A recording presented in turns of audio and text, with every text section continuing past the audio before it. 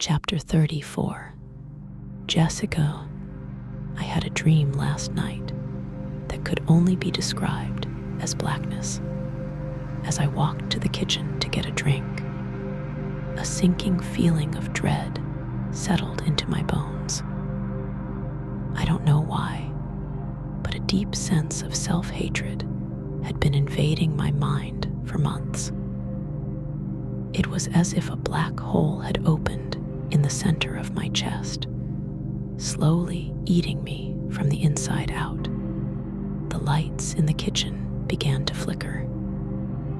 In the stuttering shadows, I heard heavy footsteps approaching.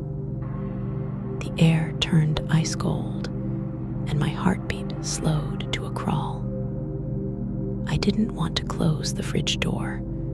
I was paralyzed by the thick scent of sour milk hanging in the air. Can you feel death without actually dying?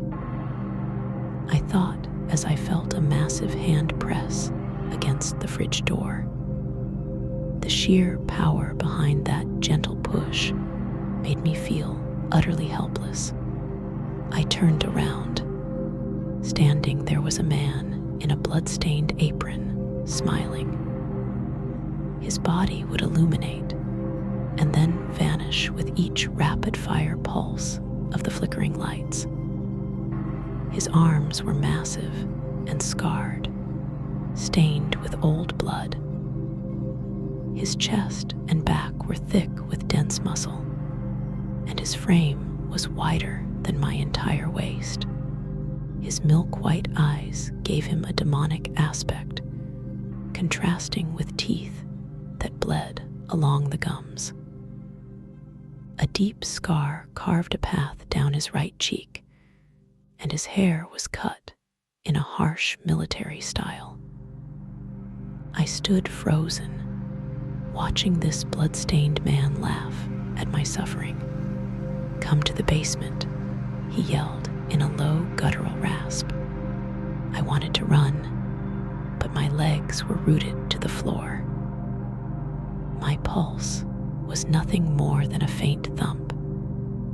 He reached out and seized my left arm, squeezing so tightly I felt as though the bones would turn to dust. His hands were gigantic, thick, calloused, and hardened. He led me toward the basement. It was a descent into pitch blackness. Every creak of the wooden steps felt like a shard of glass being driven between my ribs. The only sound in the dark was the rhythm of his deep breathing and my own shallow, panicked gasps.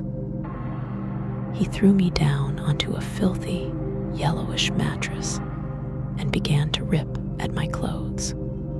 Feeling his rough hands on my hips as he dragged my pants off made me want to scream, but no sound came.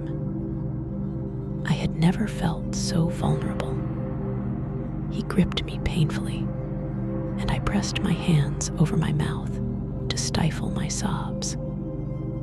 His calloused palms dragged across my lower back as he moved toward my shoulders. "Take your shirt off," he snarled. His grip on my shoulder felt like he was ready to tear the joint from its socket. I lay there on that dirty mattress on all fours, hopeless. He grabbed a handful of my hair from behind and forced his face close to mine. The stench of hard alcohol was heavy on his breath. I felt beads of his greasy sweat drip onto my neck and shoulders. "Look at that," he whispered into my ear, his breath hot and putrid. "Your tits are already hard." I felt so cold. My veins throbbed, and my heartbeat was nearly non-existent. My breath misted into frost in the freezing air. He tugged and pulled on my nipples with sickening strength, making them feel like they were bruising. "Don't pretend like you don't want it," he whispered, his sweaty forehead pressing into my back. The feeling of his greasy skin against mine made me want to vomit. He seized my legs, his powerful grip pulling my thighs apart to expose me. The sliding of his calloused hands against my inner thighs felt like sandpaper against raw skin. "See, you're all ready for me," he laughed. He began to rub me with two thick, dirty fingers. I wanted to die right then and there. If someone had handed me a gun, I would have blown my brains out. He pressed his face against me, covering my skin in his alcoholic sweat. "You taste so nasty," he spat in disgust. I heard him stand up, discarding his apron and pants. "You're a dirty fucking whore," he said, the sweat from his forehead dripping onto my skin. "But you're my whore." He laughed as he pressed himself against my entrance. I wanted to scream, but my body was shutting down. As he slid inside me, he let out a long groan of pleasure. He forced me open, and I gripped the mattress as pain spiked throughout my body. My tears froze to my cheeks. He grabbed me so hard my skin began to bruise instantly. His smell and his grease were everywhere. I felt like I would never be clean again. He slapped me, a series of sharp, stinging blows that felt like 1,000 tiny knives piercing my flesh. "Turn around. I want to see your face," he demanded. I didn't move. I was paralyzed by terror. I said, "Turn around." He flew into a rage, grabbing me by the arms and flipping me over with such violence, I thought my shoulders would pop out of their sockets. He forced my legs wide, demanding that I spread myself for him. He lunged forward, pressing the full weight of his sweaty body onto mine. He bit down on my nipples, the pain so sharp I wanted to howl, but I only managed a broken sob. His hands gripped my face, forcing his lips onto mine. The taste of stale sweat and cheap liquor filled my mouth. His thrusts became faster, harder, and more erratic. It hurt so much, and all I could focus on was how I would end my life once this was over.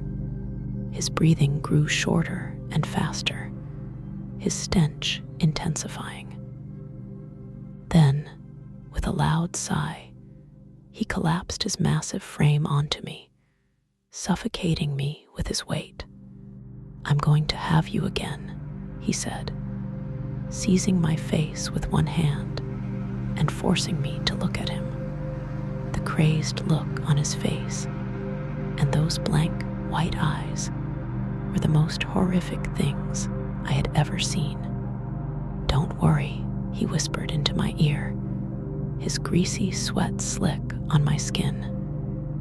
"You'll learn to like it." He groaned as he pulled away and walked back up the stairs, each step creaking under his weight. I lay curled in a ball on that stained mattress, sobbing, feeling him slowly leak out of me. What did I do to deserve this? The thought looped through my mind like a broken record. After what felt like hours, I dragged myself up the stairs, feeling the blood trickle down my inner thigh. As I reached for the door, a flash of blinding white light exploded from the frame, waking me from the nightmare.